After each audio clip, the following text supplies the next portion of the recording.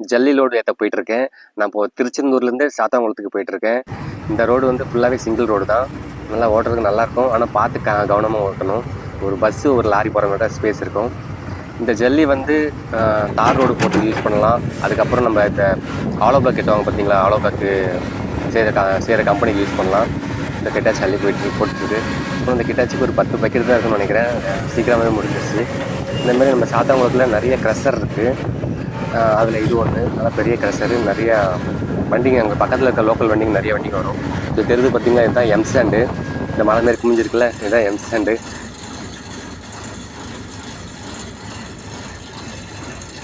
Byte போகிறதுக்கு இப்போ நான் இந்த வரிசையில் நின்றுட்டுருக்கேன். இன்றைக்காச்சும் பரவாயில்ல, 2 வண்டி 3 வண்டி தான் இருக்குது. சில டைம் 10 வண்டியில் நிற்கும்.